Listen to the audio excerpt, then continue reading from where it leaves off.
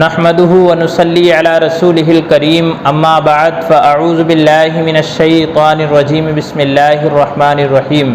محترم ناظرین، جیسا کہ ہم اہل بیت اطہار کے تعلق سے گفتگو کر رہے ہیں تو چلیے آگے اسی پر گفتگو کرتے ہیں، تو چلیے شروع کرتے ہیں۔ مزید ویڈیوز پانے کے لیے ہمارے چینل کو سبسکرائب کریں اور بیل آئیکن کو پریس ضرور کریں۔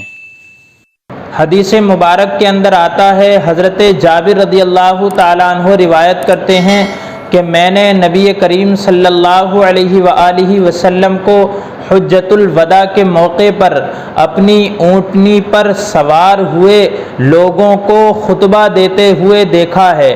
آپ نے فرمایا، لوگو، میں نے تمہارے درمیان دو ایسی چیزیں چھوڑی ہیں کہ اگر تم انہیں پکڑے رہو گے تو کبھی بھی گمراہ نہیں ہوگے۔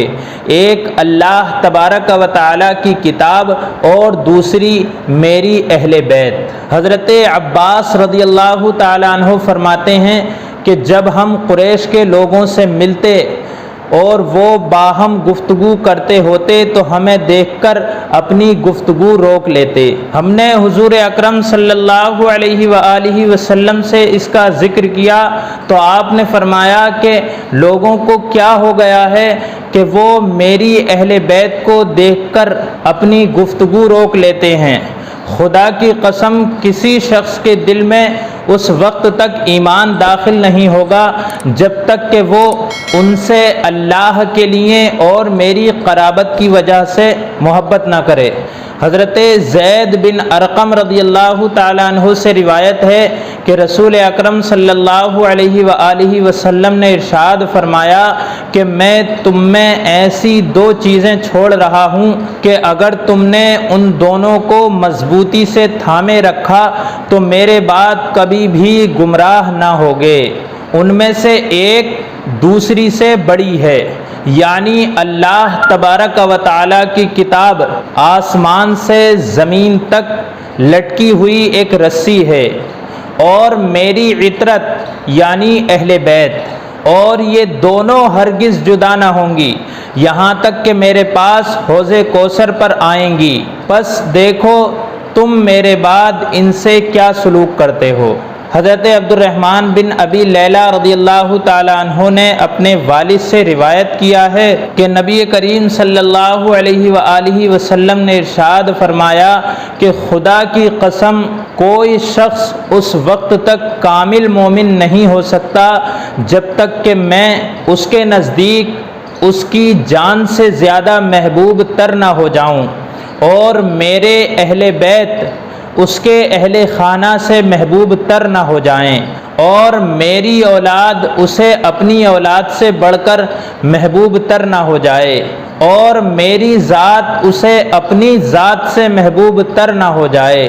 حضرت ابو ہریرہ رضی اللہ تعالیٰ عنہ بیان کرتے ہیں کہ حضور اکرم صلی اللہ علیہ وآلہ وسلم نے فرمایا، تم میں بہترین وہ ہے جو میرے بعد میرے اہل کے لیے بہترین ہو۔ مولا کائنات سیدنا علی المرتضیٰ رضی اللہ تعالیٰ عنہ آل کے بارے میں بیان فرماتے ہیں کہ یہ لوگ دین کا ستون ہیں اور شریعت مطہرہ کی پابندی کے ذریعے ہیں۔ ان کی وجہ سے دنیا میں توحید اور حق کی بنیاد نئے سرے سے قائم ہوئی، اور شرک اور باطل اپنی جگہ سے ہلے اور ان کی زبان جڑ سے کٹ گئی۔ ان لوگوں نے دین کو کما حقہ سمجھا اور اسے محفوظ رکھا، نہ یہ کہ صرف کانوں سے سنا اور دوسروں کے سامنے بیان کر دیا۔ یہ لوگ رسول خدا صلی اللہ علیہ وآلہ وسلم کے رازداں ہیں۔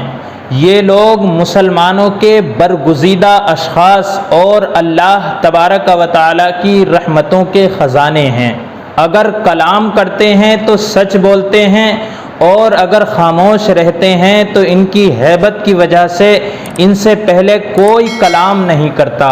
تو دوستو، بہت بڑا مرتبہ ہے اہل بیت اطہار کا۔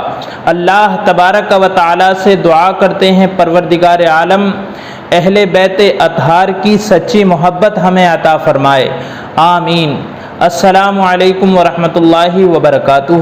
دعاؤں میں ضرور یاد رکھیے گا۔